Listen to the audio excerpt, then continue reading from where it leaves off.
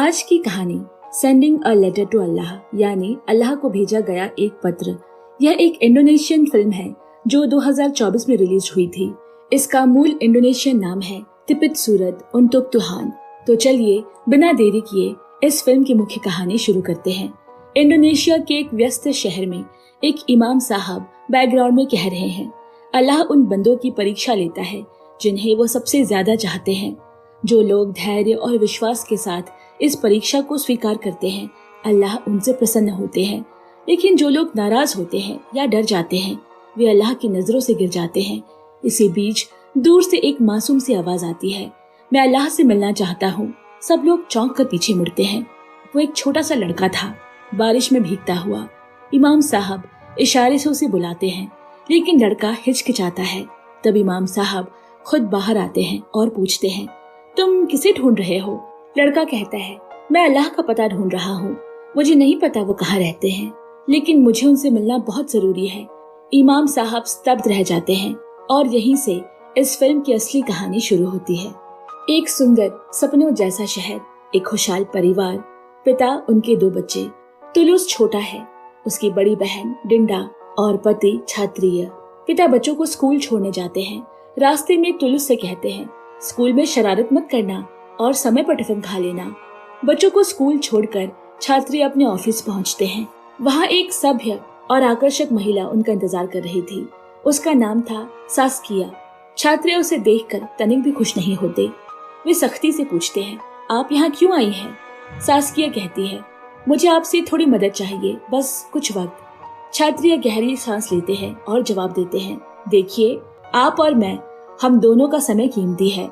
मैं साफ कहता हूँ, आप जो काम करवाना चाहती है वो मैं नहीं कर सकता, इसीलिए कृपया भविष्य में भी समय बर्बाद ना करें, आप जा सकती है। सास्की चुपचाप उसे देखती रह जाती है।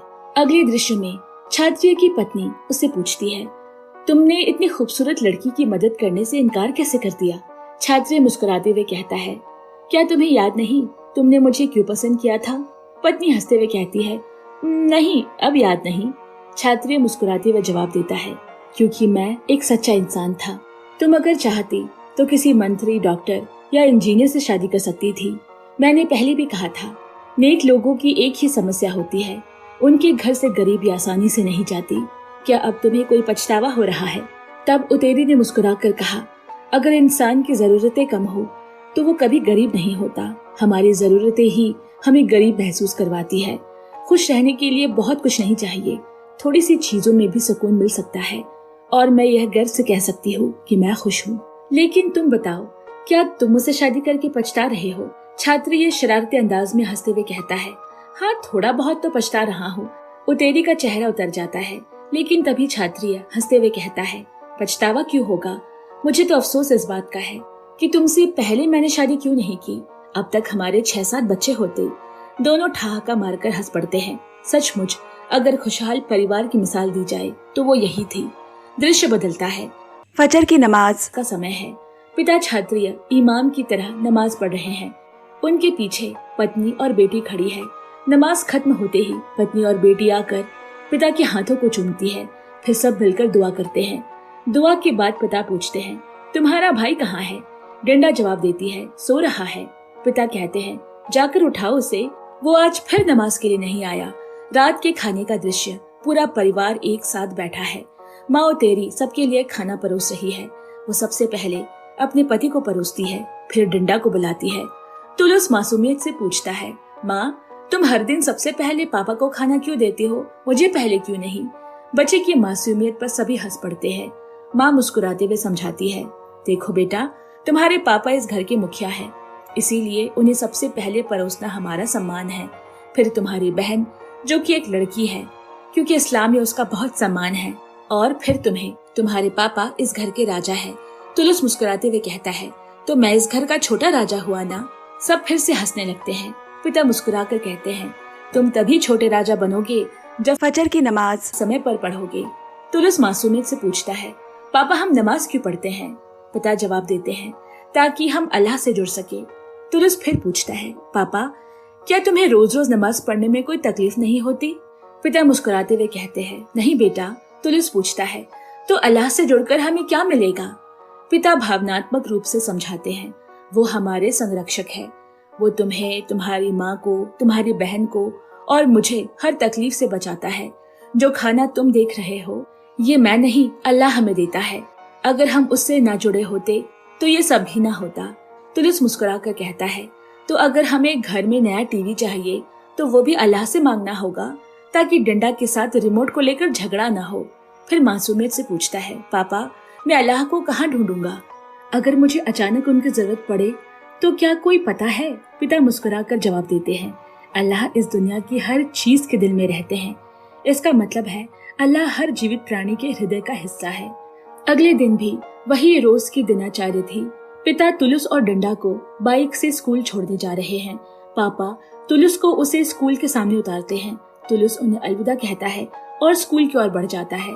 तभी छात्रिया के फोन पर सास्किया नाम की महिला का कॉल आया। वो फिर से अपने काम के लिए अनुरोध करती है। छात्रिया शांत स्वर में विनम्रता से जवाब देता है, मैंने पहले भी कहा है, ये काम कभी नहीं हो सकता। कृपया अपना और मेरा समय बर्बाद ना करे। उधर स्कूल में एक दृश्य दिखाया जाता है जहाँ एक बच्ची को कुछ अन्य बच्चे चढ़ा रहे होते हैं। स्कूल पिकनिक की घोषणा हो चुकी है, लेकिन वो बच्ची अब तक पिकनिक फीस के पैसे नहीं दे पाई थी। वो एक कोने में उदास बैठी थी, जबकि बाकी बच्चे उत्साह में थे। तुलुस वहाँ आता है और उसकी परेशानी सुनता है।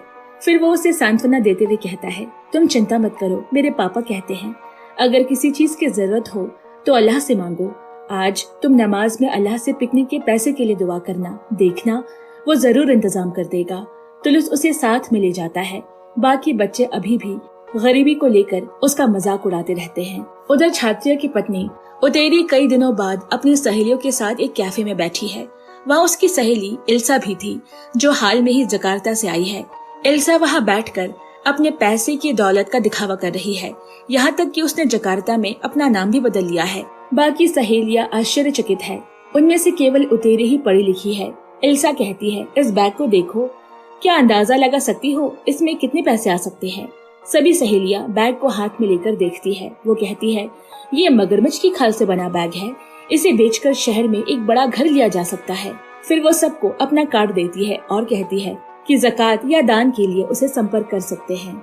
इसी बीच उतेरी का फोन बार बार बज रहा है। फोन की स्क्रीन टूटी हुई है, जिससे वो थोड़ी झिझक महसूस करती है। फोन डिंडा के स्कूल से आ रहा है। जैसे ही उसने कॉल रिसीव किया, वो घबरा गई और तुरंत खड़ी हुई। दृश्य अब अस्पताल में स्थानांतरित होता है। तुलुस बाहर इंतजार कर रहा है।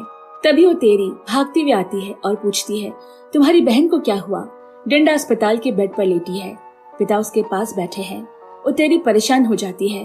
तभी डॉक्टर उसे सांत्वना देते हुए कहते हैं, चिंता की कोई बात नहीं, उसे ज्यादा चोट नहीं आई है, आंख पर गेंद लगने से चोट लगी है। मैंने दवा लिख दी है, 2-3 दिनों में ठीक हो जाएगी। शाम को सभी घर लौट आते हैं। पूरा परिवार साथ बैठा है। बच्चे होमवर्क कर रहे हैं और आपस में हंसी मजाक कर रहे हैं। सुबह की नमाज में इस बार केवल पिता सात्रिय और माँ शामिल होते हैं। डिंडा बीमार होने के कारण नहीं आ पाई। नमाज के बाद पिता माँ से कहते हैं, तुम जाकर डिंडा को देखो, उसकी तबीयत कैसी है। माँ कमरे में जाती है। डिंडा तुलुस के पास ही सो रही है। वो धीरे से उसे जगाने की कोशिश करती है, लेकिन कोई प्रतिक्रिया नहीं मिलती। घबराकर माँ बाहर आकर पिता को बुलाती है। वे खिड़की से झांकते हैं और फिर भीतर दौड़ते हैं। डिंडा की आंखें लाल और सूजी हुई है। जैसे तैसे वो आंखें खोलती है और उसकी आंखों से आंसू बह रहे होते हैं। अगला दृश्य अस्पताल का होता है। डॉक्टर गंभीरता से कहते हैं, मुझे खेद है, मैं पहले समझ नहीं पाया। उसकी हालत चिंताजनक है।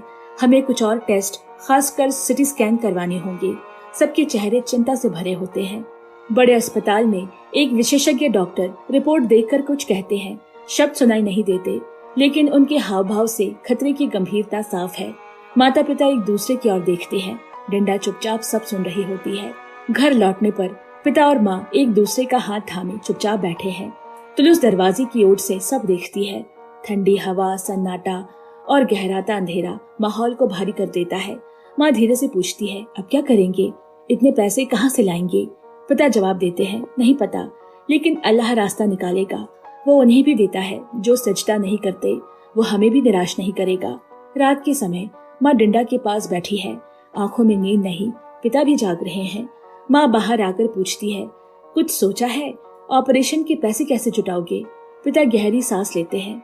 नहीं, माँ कहती है, लेकिन तुम्हें ही कुछ करना होगा। इसी बीच तुलुस सब कुछ सुन रही होती है। वो उठकर माँ बाबा के पास आती है और मासूमियत से कहती है, पापा आपने ही तो कहा था जरूरत पड़े तो अल्लाह के पास जाओ, तो चलो उसी के पास चलते हैं, वो सब संभाल लेगा। ये सुनकर माता पिता निशब्द रह जाते हैं। अगले दिन पिता अपने ऑफिस में सोचते रहते हैं कि पैसों का इंतजाम कैसे होगा। वो एक ईमानदार टैक्स ऑफिसर है, लेकिन विकल्प खत्म हो चुके हैं। रात घर लौटते वक्त पत्नी फिर पूछती है, कोई रास्ता निकला? सात्विका ने थके हुए स्वर में कहा, मैंने पहले ही ऑफिस से लोन ले रखी है जो अब तक खत्म नहीं हुई, अब दोबारा कैसे मांगू? उतेरी बोली, मुझे नहीं पता, जो भी तरीका हो किसी से उधार लो, मदद मांगो, पर पैसों का इंतजाम करो। मैं जानती हूँ तुम जिम्मेदार हो, हम सब तुम्हारे भरोसे हैं, तुम्हें ही ये सब संभालना होगा। सात्विका ने गहरी सांस लेते हुए कहा, हाँ मुझे ही संभालना है। अगले दिन हम देखते हैं कि सात्विका का परिवार घर की कई चीजों को बेच रहा है। उनमें तुलुस की पसंदीदा टीवी भी है, बहुत पुराना मॉडल, लेकिन उसके दिल के करीब। तुलुस उसे बेहद प्यार से देखता है, जैसे अलविदा कह रहा हो। उधर उतेरी बिकने वाली चीजों के पैसे गिन रही है। तभी एक आदमी उसे धोखा देने की कोशिश करता है, लेकिन उतेरी उसे तुरंत पकड़ लेती है। मजबूर होकर वह व्यक्ति बाकी के पैसे लौटा देता है और कहता है, अगर कुछ और बेचना हो तो बताइएगा। फिर वहां से चला गया। तुलुस चुपचाप अपनी माँ के पास आता है। मन भारी था, लेकिन कुछ कह नहीं पाता। माँ बस उसके कंधों पर हाथ रखकर सांत्वना देती है। रात को उतेरी और सात्विका के बीच बहस हो जाती है। उतेरी कहती है, घर की जो भी चीजें बेच सकते थे बेच दी, लेकिन इससे डिंडा के दवाइयों का इंतजाम नहीं होगा। अब तुम्हें कोई ठोस रास्ता निकालना ही होगा। सात्विका झल्लाकर कहता है, मैं हर मुमकिन कोशिश कर रहा हूँ, जितनों से मदद मांगी, सबको कहा, लेकिन कोई आगे नहीं आ रहा। अब नहीं जानता क्या होगा। अगले दिन तड़के सुबह हम उतेरी को लोकल ट्रेन स्टेशन पर देखते हैं। वो स्टेशन के मुख्य गेट के सामने थोड़ी देर तक सोचती है, फिर अचानक अंदर चली जाती है। जकार्ता के लिए ट्रेन छूटने वाली है। उतेरी उसमें बैठ गई, एक उम्मीद के साथ। दृश्य बदलता है। ये इंडोनेशिया की राजधानी जकार्ता है। सुबह हो चुकी है। उतेरी एक ऑटो में कहीं जा रही है। उसके चेहरे पर गहरी चिंता है। वो जिस महिला से मिलने जा रही है वो उसकी भाभी है। ये उतेरी का पुश्तैनी घर है। वो एक बहुत अमीर परिवार से ताल्लुक रखती है, मगर अब उसके माँ बाबा का इंतकाल हो चुका है। रिश्तेदार के नाम पर बस उसके भाई और भाभी बचे हैं, जो अब अमेरिका में रहता है। उतेरी जब पैसों के लिए मदद मांगती है तो उसकी भाभी गुस्से से डांटने लगती है, तुमने सात्विका जैसे इंसान से शादी ही क्यों की? हर बार तुम्हारा भाई ही पैसे भेजे। हमें अपने बच्चों को विदेश में पढ़ाना है, खर्चे बहुत है, इसीलिए तुम्हारा भाई तुम्हें कोई पैसे नहीं दे पाएगा। उतेरी अपनी मर्यादा को एक तरफ रखकर कई बार अनुरोध करती है, लेकिन कोई फायदा नहीं होता। अगले दृश्य में उतेरी फिर ऑटो से कहीं जा रही है। उसके हाथ में एक विजिटिंग कार्ड है। ऑटो एक जगह रुकता है। उतेरी ऑटो से उतरती है और ड्राइवर से पूछती है, क्या यही पता है? ड्राइवर हाँ में सिर हिलाता है। उतेरी पैसे देकर चारों ओर देखती है। उसके सामने एक नाइट क्लब है। उतेरी डरते हुए अंदर गई। वो मूलतः अपनी दोस्त एल्सा के पास आई है, जिसने कहा था कि पैसों की जरूरत हो तो मुझसे चैरिटी ले लेना। उतेरी पूछती है, क्या यही तुम्हारा व्यवसाय है? एल्सा कहती है, हाँ, हम यहाँ लोगों का मनोरंजन करते हैं। खैर बताओ, तुम मेरे पास क्यों आई हो? उतेरी कहती है, मेरी बेटी टिंडा बहुत बीमार है, उसके ऑपरेशन के लिए मुझे कुछ पैसे चाहिए। अगर तुम मुझे कुछ उधार दे दोगी तो मैं बहुत आभारी रहूंगी। तब उतेरी की दोस्त एल्सा उसे अनदेखा करने लगती है। वो अनमने ढंग से कहती है, देखो मैं एक व्यवसाय चलाती हूँ, मुझे पैसे चाहिए। ऐसे नहीं कि मैं तुम्हारी मदद नहीं करना चाहती, लेकिन अगर मैं तुम्हारी मदद करूंगी तो तुम्हें भी कुछ वापस देना होगा। उतेरी खुशी खुशी कहती है, तुम कहो मुझे क्या करना होगा, मैं कुछ भी करने को तैयार हूँ। मैं समय पर तुम्हारे पैसे भी वापस कर दूंगी। तब एल्सा बोलती है, इसके लिए तुम्हें अपना हिजाब खोलना होगा। मुझे अपने क्लाइंट्स को खुश करना है। देखो मैं तुम्हें मजबूर नहीं कर रही। एल्सा की बात का मतलब उतेरी समझ जाती है। उसका चेहरा सख्त हो जाता है। एल्सा और भी ज्यादा पैसों का लालच दिखाती है। उतेरी अपना बैग कंधों पर लेकर एल्सा से कहती है, तुम्हारा धन्यवाद, और वहां से उठकर चली जाती है। बाहर आकर वो एक कूड़ेदान में एल्सा का विजिटिंग कार्ड फेंक देती है। तभी दूसरी तरफ से एक लड़का और लड़की आ रहे हैं। लड़का उसे देखते ही रुक जाता है और उसके सामने आकर उतेरी कहकर बुलाता है। उतेरी भी उसे पहचान लेती है। इस लड़के का नाम युडा है। वो पूछता है, तुम यहाँ क्या कर रही हो? उतेरी हकलाने लगती है, आओ मैं तुम्हें गाड़ी में छोड़ दूं। युडा एक अमीर बाप का बेटा है, मर्सिडीज चलाता है। कुछ देर बाद उतेरी उसे सब कुछ बता चुकी है। तब युडा ने कहा, देखो हम बचपन से साथ बड़े हुए हैं और तुम जानती हो मैं तुम्हें तब से पसंद करता आया हूँ।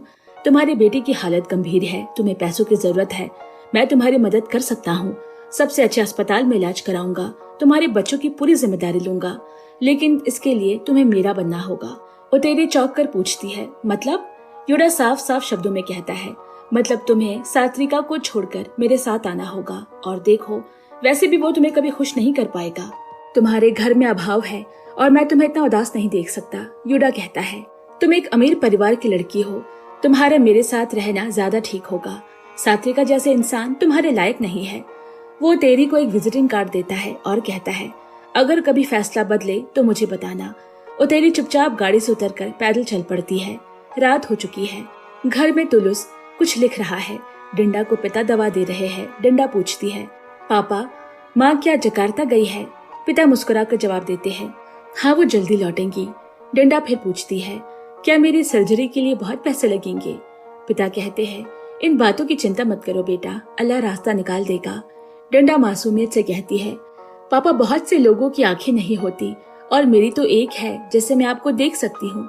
अगर दूसरी आंख चली भी गई तो भी कोई बात नहीं, लेकिन प्लीज आप मम्मी से झगड़ा मत किया कीजिए। पिता भावुक हो जाते हैं और कहते हैं, हम झगड़ा नहीं करते बेटा।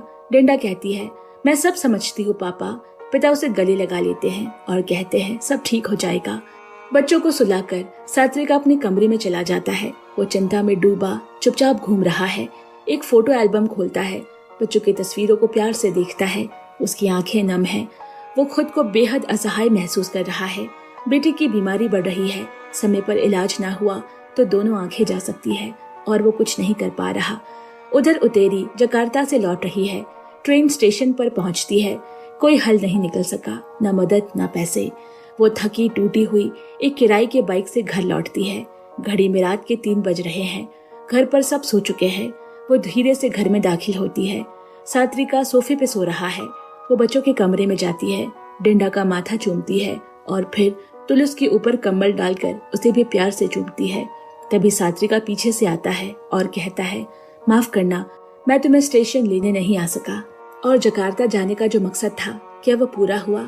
उतेरी कहती है, नहीं, वो अपने परिवार को छोटा नहीं दिखाना चाहती, इसीलिए कहती है, भैया भाभी से मिल नहीं पाई, वो अमेरिका में है। गार्ड ने कहा कुछ दिन और लगेंगे।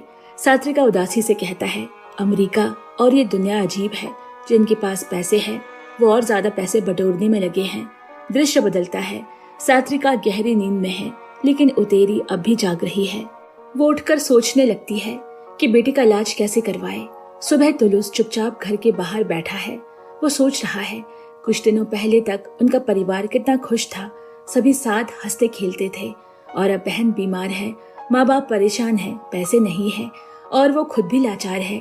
स्कूल में मैडम बच्चों को पत्र लिखना सिखा रही है, जिसे चाहो उसे चिट्ठी लिखो और अंत में लिफाफे पर स्टैम्प जरूर लगाना। बिना स्टैम्प के चिट्ठी नहीं पहुंचती। तुलुस एक चिट्ठी लिखता है। घर लौटकर पुराने लिफाफे से एक स्टैम्प निकालता है, चावल की मदद से उसे चिपकाता है और मुस्कुराते हुए जाकर उसे डाक पेटी में डाल देता है। घर लौटते ही पिता पूछते हैं, कहाँ गए थे? वो जवाब देता है, अल्लाह को चिट्ठी भेजने। पिता भावुक हो जाते हैं और उसे गले लगा लेते हैं। दृश्य बदलता है। इंडोनेशिया के डाक विभाग में एक डिलीवरी मैन के हाथ वो चिट्ठी है। पते पर लिखा है, अल्लाह जहाँ रहते हैं। सभी कर्मचारी हंसते हैं, पर वो व्यक्ति गंभीर है। रात को उसकी पत्नी पूछती है, तुम अब भी उसी चिट्ठी को देख रहे हो, इसे घर क्यों लाए? वो कहता है, मेरा काम है चिट्ठी को उसके पते तक पहुँचाना। पत्नी बोली, इसे फेंक दो। वो जवाब में कहता है, इतनी बड़ी गुस्ताखी की बात मत करो, तुम मेरी मदद नहीं कर रही, उल्टा तनाव दे रही हो। वो सोच में पड़ जाता है कि क्या किया जाए। दृश्य बदलता है। अगले दिन फिर वही डिलीवरी के लिए तैयार होता है। पार्सल और चिट्ठियां व्यवस्थित करता है और निकल पड़ता है। इधर तुलुस घर के बाहर बैठकर बेसब्री से इंतजार कर रहा है, कब अल्लाह उसकी चिट्ठी का जवाब भेजेगा। वो बेचैन है। समय काटना मुश्किल हो रहा है। उसी वक्त डिलीवरी मैन पास के घर में पार्सल देने आता है। तुलुस उसे देखकर उत्साहित हो जाता है और दौड़कर बैग पकड़ लेता है। डिलीवरी मैन पूछता है, कुछ चाहिए बेटा? तुलुस जवाब देता है, नहीं अंकल। वो दिन भर पार्सल बांटता है। इधर तुलुस का इंतजार जारी है। डिलीवरी मैन एक घर में पार्सल देता है। नौकरानी रिसीव करती है और वो आगे बढ़ जाता है। दृश्य बदलता है। उतेरी और सात्रिया डॉक्टर से बातें कर रहे हैं। वे डिंडा को अस्पताल से घर ले जाना चाहते हैं। डॉक्टर कहता है, डिंडा की हालत गंभीर है, अस्पताल बेहतर है, लेकिन अगर आप जोर देती है तो ले जाइए, बस उसे बाहर न जाने दे और साथ रहे। वे डॉक्टर को धन्यवाद कहते हैं। वे मजबूर है, पैसों की तंगी के कारण इलाज जारी रखना मुमकिन नहीं हो पा रहा। उधर डिलीवरी मैन बहुत परेशान है। वो तुलिस की चिट्ठी ढूंढ रहा है। उसके दोस्त पूछते हैं, इतने क्यों उलझे हुए हो? वो बैग खंगालता है, लेकिन चिट्ठी नहीं मिलती। रात में घर आकर भी वो खोजता है। पत्नी से पूछता है, क्या तुमने वो चिट्ठी देखी? पत्नी कहती है, मुझे लगा तुम ले गए हो।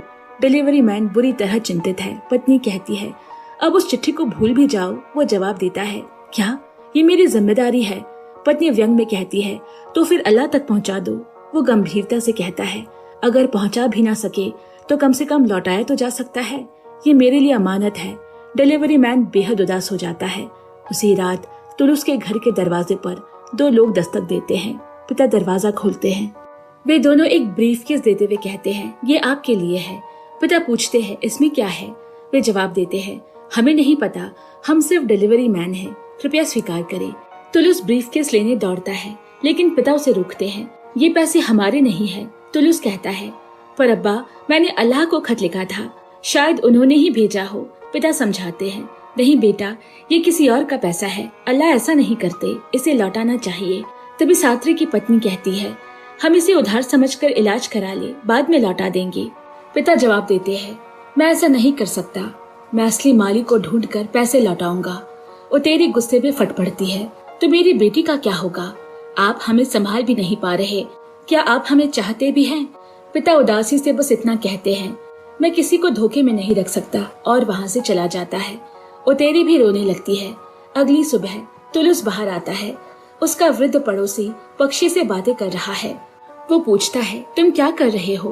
तुलुस कहता है, दीवार पर बैठा हूँ ताकि दूर से डिलीवरी मैन को देख सकूं। मेरी एक चिट्ठी आने वाली है। वो पूछता है, किसकी चिट्ठी? तुलुस मासूमियत से जवाब देता है, मैंने अल्लाह को चिट्ठी लिखी थी, उसी का इंतजार कर रहा हूँ। वो बुजुर्ग ये सुनकर स्तब्ध रह जाता है। पीछे से तुलुस की माँ उसे आवाज देती है। तुलुस ने अभी तक नाश्ता भी नहीं किया है। उसने माँ से कहा, माँ मेरा पेट भरा है, बाद में खाऊंगा। तभी पड़ोसी बुजुर्ग उसे बुलाते हैं और नाश्ता लाकर देते हैं। वे कहते हैं, इस दुनिया में एक ही सृष्टि करता है और उसके करोड़ों अनुयायी है, वो तुम्हारे पत्र का जवाब जरूर देगा। तुलुस मासूमियत से पूछता है, अंकल, इसका मतलब आप मुझसे वादा कर रहे हैं? बुजुर्ग की आंखें भर आती है। फिर फिल्म का पहला दृश्य आता है। एक इमाम साहब कह रहे हैं, अल्लाह उन्हीं से प्रेम करता है जिन्हें वो परखता है, जो उसकी परीक्षा को स्वीकार करते हैं, वो उनसे संतुष्ट रहते हैं, और जो इसे बोझ समझते हैं वो उनसे नाराज होता है। तुलुस चलते चलते मस्जिद के बाहर पहुंचता है। गेट के बाहर खड़ा होकर वो सुनता है और कहता है, मैं अल्लाह से मिलना चाहता हूँ। इमाम साहब उसे अंदर बुलाते हैं, लेकिन वो नहीं जाता। तब इमाम बाहर आकर पूछते हैं, तुम किसका पता चाहते हो? तुलुस कहता है, मैं अल्लाह का पता चाहता हूँ, मुझे उनसे मिलना बहुत जरूरी है। ये सुनकर सब शांत हो जाते हैं। दृश्य बदलता है। बारिश हो रही है। तुलुस अकेले चल रहा है। वो ऊंचाई पर चढ़ता है। उसे अपने दोस्त की बात याद आती है, अगर अल्लाह से मिलना है तो पहले मर्दा होगा। तुलुस दीवार पर चढ़ने लगता है। उसे लगता है शायद मरकर ही वो अल्लाह से मिल सकता है। तभी उसकी सहेली पीछे से आकर उसे खींच लेती है और कहती है, तुम क्या कर रहे हो? तुम्हारे पिता और मैं तुम्हें ढूंढ रहे हैं, तुम्हें धन्यवाद कहना है। तुलुस पूछता है, किस लिए? वो कहती है, क्योंकि तुमने कहा था अल्लाह से मांगो, रास्ता जरूर मिलेगा। मैंने भी पिता से कहा और उन्होंने नमाज पढ़ी। अब हमारे पैसे का इंतजाम हो गया है, मैं भी पिकनिक जा सकूंगी। तुलुस मुस्कुराता है। अगले दृश्य में वो घर लौटता है। माँ डांटती है, बिना बताए बारिश में खेलने क्यों गए? इसी बीच पिता क्षत्रिय भी घर आ चुके हैं। वो तुलुस को देखकर मुस्कुराते हैं। तुम्हें और तुम्हारे दोस्त को हमने हर जगह ढूंढा।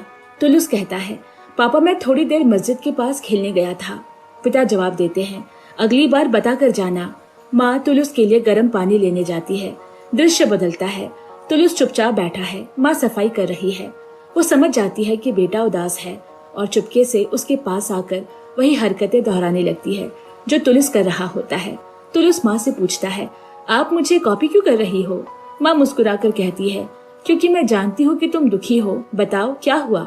तुलुस कहता है, माँ अपू कब ठीक होगी? ऑपरेशन में बहुत पैसे लगेंगे। मैं उसे बहुत मिस करता हूँ। वो बाहर नहीं जा पाती और मेरे पास खेलने वाला कोई नहीं। माँ उसका हाथ पकड़कर कहती है, सब ठीक हो जाएगा, चलो अंदर चले। अगले दृश्य में डंडा पानी पीने जाती है और माँ को पुकारती है, पर कोई जवाब नहीं मिलता। अचानक चक्कर खाकर वो जमीन पर गिर जाती है। माँ बेटा हंसते हुए घर में आते हैं और डंडा को इस हालत में देखकर स्तब्ध रह जाते हैं। तुलुस दौड़कर उसके पास जाता है, पीछे पीछे माँ भी। माँ घबरा कर पूछती है, डंडा बेटा क्या हुआ, आंखें खोलो। अगला दृश्य अस्पताल का है। डॉक्टर माँ से कहता है, डंडा की हालत गंभीर है, उसे तुरंत जकार्ता के बड़े अस्पताल ले जाना होगा। देरी हुई तो उसकी दोनों आंखें जा सकती है। डॉक्टर के जाते ही उतेरिया रोने लगती है और बेटी के पास दौड़ती है। डंडा करहाती है, माँ बहुत दर्द हो रहा है। घर में तुलुस अपनी बहन को सांत्वना दे रहा है। डंडा कहती है, माँ अब और दर्द सहा नहीं जाता। माँ उसे गले लगाकर कहती है, धैर्य रखो बेटा, अल्लाह सब ठीक करेगा। पिता दरवाजे के बाहर खड़े हैं। वो बेटी को देख रहे हैं, लेकिन खुद को उससे भी ज्यादा लाचार महसूस कर रहे हैं। सभी की नजरें पिता पर है। उतेरी बाहर आती है और पति से कहती है, अब बहुत हो गया। मैंने अल्लाह से दुआ की कि डंडा का दर्द मुझे दे दो, बताओ अब और क्या करे। तभी हम जानते हैं कि वो रकम सास्किया नाम की महिला की है। अब वो तय करते हैं कि उसी पैसे से डंडा का इलाज कराया जाएगा। सात्रिया बोला, मामला इतना आसान नहीं है। अगर मैं ये पैसों का इस्तेमाल करता हूँ तो मुझे टैक्स में हेराफेरी करनी होगी। वही टैक्स जिसे लेकर सरकार चलती है। मेरी तनख्वाह भी हराम हो जाएगी। वो तेरी जवाब देती है, किसे चाहिए ये टैक्स? आम लोग तो मेरी बेटी के दवा नहीं पिला रहे और हम ये पैसे हमेशा के लिए नहीं ले रहे, बाद में लौटा देंगे। पति गंभीर होकर कहता है, क्या कभी सोचा है अगर हराम का पैसा डंडा के इलाज में लगा तो क्या अल्लाह उसे बरकत देगा? और तेरी चुप हो जाती है और गुस्से में कमरे से निकल जाती है। क्षत्रिय पास आकर धीरे से कहता है, मैं भी चाहता हूँ कि डंडा ठीक हो। तुम्हें असफलता महसूस हो रही होगी, लेकिन मेरा अपराध बोध और भी बड़ा है। मैं भी उसे उतना ही प्यार करता हूँ। वो आगे कहता है, जब तुम जकार्ता गई थी, पता है डंडा ने मुझसे क्या कहा? अगर मेरी एक आंख खराब भी हो गई तो भी ठीक है, लेकिन पापा और माँ प्लीज लड़ो मत। देखो हमारी बेटी कितनी मजबूत है। अगर वो ठीक होकर पूछे कि इलाज कैसे हुआ, हम क्या जवाब देंगे? उतेरी की आंखें भर आती है। वो कहती है, अगर हमने कोशिश की, भले वो न माने, पर उसे लगेगा कि उसके माता पिता ने हर मुमकिन कोशिश की, लेकिन अगर कुछ नहीं किया तो वो कभी हमें माफ नहीं करेगी कि हमने आखिरी मौका होते हुए भी कुछ नहीं किया।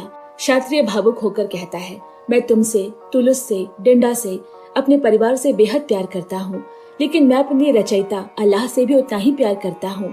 मैं उनकी राह छोड़ नहीं सकता। वो उठकर उतेरी का हाथ पकड़ता है। माफ करना, मेरी वजह से तुम्हें इतना सहना पड़ा। फिर वो धीरे से पूछता है, क्या तुम्हें मुझसे शादी करके पछतावा हो रहा है? उतेरी कुछ नहीं कहती, आंसू पोंछकर चुपचाप चली जाती है। पिता वहीं बैठा रह जाता है। दृश्य बदलता है। क्षत्रिय पैसों के बैग के सामने बैठा है। नोट के बंडल उलटते पलटते हुए मन ही मन कह रहा है, हे भगवान, अब मुझे क्या करना चाहिए? मेरी बेटी बहुत बीमार है, कृपया मुझे सही रास्ता दिखाओ। उधर उतेरी के मन में बचपन के दोस्त युडा की यादें ताजा हो जाती है। युडा ने वादा किया था कि वो डंडा का इलाज कराएगा, सभी जिम्मेदारियां उठाएगा, बस उतेरी को क्षत्रियों को छोड़ना होगा। वही बातें अब उसे विचलित कर रही है। उधर पिता पैसों का बैग लेकर बाइक से निकल पड़ते हैं।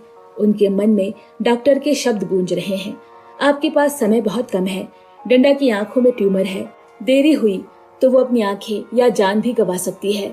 इस बीच उतेरी हाथ में युडा का कार्ड लेकर उलझन में बैठी है। उसे क्षत्रिय की कही बातें याद आती है। प्यार आसान नहीं होता। अगर प्यार में कुछ पाने की उम्मीद हो तो वो सच्चा प्यार नहीं है। प्यार में दर्द होता है, बिना दर्द के सच्चा प्यार कभी पूरा नहीं होता। उन शब्दों को याद करके उतेरी की आंखों में आंसू बहने लगते हैं। दृश्य बदलता है। क्षत्रिय सास्किया के घर के ड्राइंग रूम में बैठकर इंतजार कर रहा है। थोड़ी देर बाद वो आती है। क्षत्रिय सलाम करता है और पैसों का बैग उसकी ओर बढ़ाते हुए कहता है, ये रहा आपका पूरा पैसा, एक भी रुपए कम नहीं है, चाहे तो गिन सकती है। सास्किया गहरी सांस लेकर कहती है, आपको ऐसा नहीं करना चाहिए, आपकी बेटी बीमार है, मुझे सब पता चल गया है। मैंने जो पैसे दिए थे वो आपकी जरूरत के लिए था, ना कि कर्ज समझकर। ये पैसे आपके लिए हैं ताकि आप एक अच्छे पिता बन सके और अपनी बेटी को बचा सके। क्षत्रिय शांत स्वर में जवाब देता है, क्या आप चाहती है कि मैं हराम का पैसा लेकर अपनी बेटी का इलाज कराऊं? कभी नहीं। मैं अपनी ज़मीर, अपने फर्ज और सबसे बढ़कर अल्लाह के सामने कभी झूठ नहीं बोल सकता। मेरी बेटी के भाग्य में जो होगा मैं उसे कबूल करूंगा। छात्री उठकर जाने लगता है। दरवाजे से पहले रुककर कहता है, अगर मेरी किसी बात से आपको ठेस पहुंची हो तो मुझे माफ कर दीजिएगा, और वहां से चला जाता है। छात्री बाइक चला रहा है। रास्ते भर उसके मन में अपने बॉस की बातें गूंज रही है। तुमने ऑफिस से काफी एडवांस ले लिया है, अगर ऐसा ही चलता रहा तो कुछ ही दिनों में दिवालिया हो जाओगे। बस सास्किया की फाइल पर साइन कर दो, जिंदगी बदल जाएगी। सोचते हुए वह घर पहुंचता है। तुलुस बाहर खेल रहा है। पिता को देखकर वो खुश हो जाता है। उसी वक्त उतेरी तुलुस से कहती है, तुम्हारे लिए कोई चिट्ठी आई है, शायद तुम्हारे उस खत का जवाब हो। तुलुस चिट्ठी देखते ही कहता है, हाँ यही है। माँ मजाक में कहती है, लगता है वो आदमी पता नहीं ढूंढ पाया, इसीलिए चिट्ठी वापस दे गया। इसके बाद कहानी फ्लैशबैक में जाती है। जब उस दिन डिलीवरी मैन पार्सल देने आया था तो उसी में तुलुस की चिट्ठी रह गई थी। नौकरानी ने बहुत आवाजें दी, लेकिन डिलीवरी मैन जा चुका था। फिर एक काले कपड़े पहने व्यक्ति मोटरसाइकिल से पड़ोस में आता है और उस बुजुर्ग से पूछता है, वो घर किसका है? बुजुर्ग जवाब देता है, क्षत्रिय का घर है, लेकिन वो लोग शायद अस्पताल में होंगे। क्यों? क्योंकि उनकी बेटी बीमार है। सब कुछ बेच चुके हैं, फिर भी इलाज के पैसे नहीं है। इसके बाद वो आदमी क्षत्रिय के घर के सामने मोटरसाइकिल खराब होने का नाटक करता है। टिंडा बरामदे में बैठी है। माँ आती है और कहती है, दवा का वक्त हो गया है, चलो अंदर चले। दोनों अंदर जाते हैं। वो आदमी चुपचाप दरवाजे के सामने चिट्ठी छोड़कर चला जाता है। कहानी वर्तमान में लौटती है। पिता पूछते हैं, तुलुस तुमने क्या लिखा था? तुलुस चिट्ठी खोलता है। माँ उसे देख रही होती है कि तभी तुलुस चिल्लाता है, पापा देखो, अल्लाह ने जवाब दिया है। उसके हाथ में एक चेक है। पिता और माँ जब चेक देखते हैं तो चौंक जाते हैं। 25 करोड़ इंडोनेशियाई रुपए। दोनों स्तब्ध होकर धीरे से सोफे पर बैठ जाते हैं। कोई कुछ बोल नहीं रहा। तभी वो तेरी बोली, चलो देखते हैं तुमने चिट्ठी में क्या लिखा है। पत्र में लिखा था, डियर अल्लाह, मेरा नाम तुलुस है, मेरी उम्र 7 साल है। मैं उतेरी और सात्रिया का बेटा हूँ। मेरी एक बड़ी बहन है, डिंडा। मुझे घर का पूरा पता नहीं आता, इसीलिए जैसा समझा वैसा ही लिखा है। ये पढ़कर माता पिता हल्का मुस्कुरा दिए। फिर चिट्ठी में भावुक बातें थी।